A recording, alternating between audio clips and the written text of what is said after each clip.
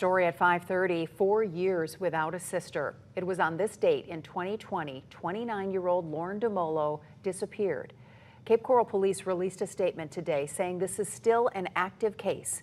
Good evening, I'm Lois Tomei. And I'm Nicole Gaben for Chris Safati. But with each passing year, month, and day, it is just a reminder of the lack of answers for the Dumolo family. Wink News reporter Liz Byro joins us here in the studio. And Liz, you spoke with Lauren's sister.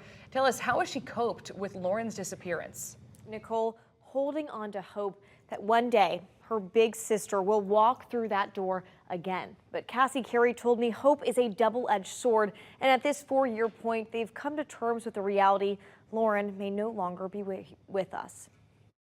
Look at these pictures.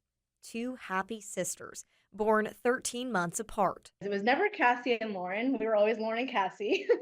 She was my best friend from the moment I was born. Cassie Carey's younger. Told me as kids, their relationship was what you'd expect of sisters. Hot and cold, but always love. You know, I remember I was not a morning person growing up, and she would be responsible for waking me up for school, and we would fight. We would physically hit each other. And then we'd walk to school and we'd give each other a hug and say, okay, I love you, have a good day. As the older sister, Lauren Dumolo only knew a world without Cassie for 13 months. Cassie's known that world for 4 years now. I last talked to her on June 18th of 2020. We had a phone call set up to talk the next day. I was going to help her.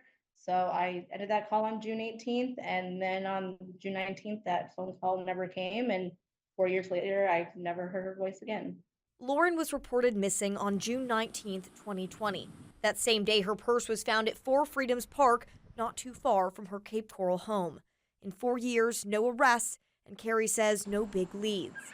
That's what keeps us moving, is the hope that one day maybe she will come home.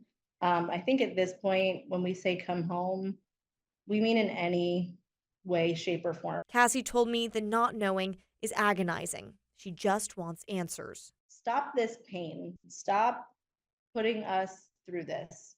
If something happened to Lauren and she is no longer with us, let us know so we can start that grieving process and move forward with our lives.